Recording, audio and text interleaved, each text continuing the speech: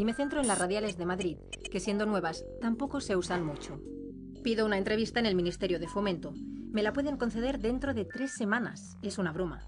Nosotros por tiempo de producción esperar 3 semanas es imposible y pensamos que como el tema lo vamos a dar igual y vamos a hablar de las radiales de Madrid, creemos que es justo que aparezca Fomento y nos haga una valoración. No podemos decir nada de la situación como está porque la situación va a cambiar, pero tampoco podemos decir que la situación va a cambiar porque tampoco sabemos exactamente cómo va a cambiar porque estamos trabajando en ello. Ya, bueno, claro, ahora tenemos una situación con un problema, independientemente de si se va a resolver o no. Entonces nosotros ese problema sí lo queríamos tratar, lo queríamos dibujar. ¿Por qué no hacemos una cosa? Mándame un correo electrónico. No es una broma, es una pesadilla. Envío el correo y la respuesta es: no te prometo nada. Cerrar la entrevista será complicado. Es un mal momento. Descubro que las concesionarias tienen problemas para devolver los créditos y ahora piden ayuda al ministerio. Las retenciones en los accesos de Madrid han sido siempre uno de los problemas más importantes en la ciudad. En 1997 el presidente del gobierno, José María Aznar, diseñó un plan de autopistas de pago que discurrían en paralelo a las ya existentes. Hoy, 13 años más tarde, los accesos a Madrid están más despejados, pero estas radiales están al borde de la quiebra. ¿Por qué? Me esperan en Accesos de Madrid, concesionaria de la radial 3 y 5 para los próximos 50 años. Han invertido 1.000 millones de euros. 600 se financiaron a corto plazo y deberían haberse devuelto ya. Como me explica el director general, la previsión no se cumple. Faltan coches. ¿Y desde aquí qué se controla? ¿Qué es lo que ustedes visualizan? Desde aquí estamos visualizando qué es lo que pasa en la autopista en cada momento. Ahora mismo estás viendo en tiempo real, esto debe ser el viaducto de la Balsa, ¿no? Si no estoy confundido. Esta parte de aquí grande que ves. O sea, la M50 es La la M50 que estamos viendo es la ahora. que estamos viendo aquí abajo. Entonces verás que hay una diferencia de tráfico notable entre la M50, la R5 allí a la derecha o la R3 aquí. Aquí tenemos del orden de unos 14.000 vehículos de intensidad media diaria, cuando, como te he dicho antes, en la M50 son 66.000. Circulan 14.000 vehículos diarios cuando se esperaban más de 60.000. Es solo una cuarta parte del tráfico previsto. José Antonio me cuenta que esto ya empezó con mal pie. Las expropiaciones costaron 8 veces más de lo calculado, casi 2.000 millones de euros. Así, ¿cómo van a cuadrar los números?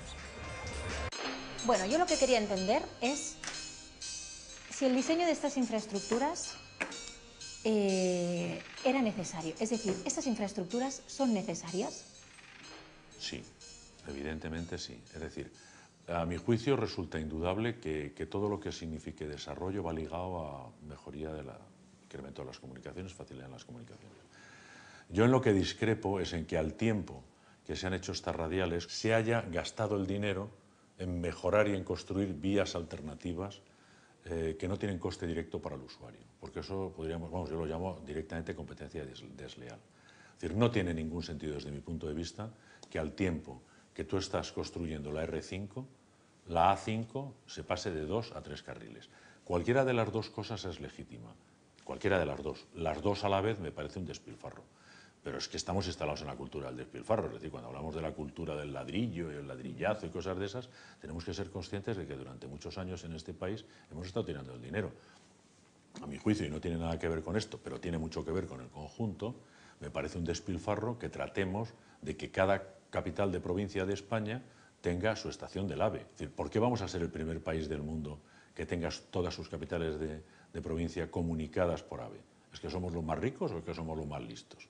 Porque claro, luego al final te encuentras con la verdad, la triste, dura realidad.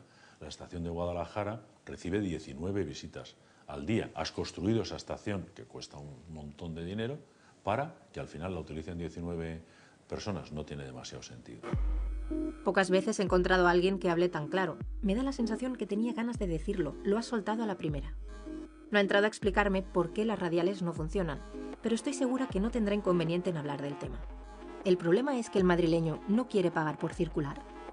Pensar que hay carreteras gratis es como el que piensa que hay hospitales gratis. No, mire usted, o los paga el que los usa o los pagamos entre todos. Y lo que usted tendrá que decidir es si le parece más justo que una carretera en Betanzos la pague el que la use o que la pague un señor que vive en Sanlúcar de Barrameda. A mí me parece que es un despilfarro que se hayan hecho dos carreteras de primer nivel, de alta capacidad, perfectamente construidas en paralelo.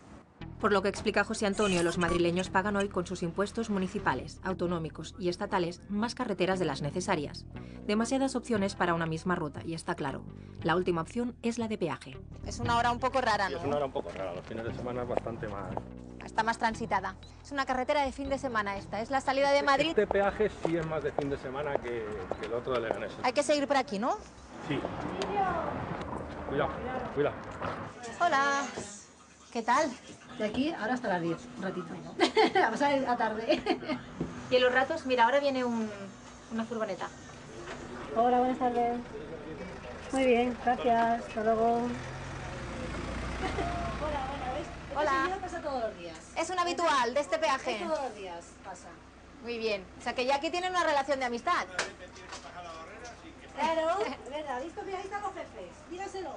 Esto es la ley de Murphy, pero elevada al cubo. Todo lo que podía salir mal, ha salido. Tampoco hemos tenido el éxito de tráfico que se preveía inicialmente. Y además, estamos ahora en mitad de la crisis, yo creo que más dura, que ha afectado a la economía española en lo que yo conozco. Llevo ya casi 40 años trabajando. Básicamente tenemos dos alternativas. Una, renegociar los términos del contrato y solicitar ayudas a la administración concedente en el sentido de ayúdame ahora, que como tengo 50 años, a lo largo del periodo concesional te las devolveré, o entregar las llaves y decirme usted hasta aquí he llegado, ya no puedo más, porque esa es una hipótesis que no nos planteamos, pero evidentemente es la otra alternativa.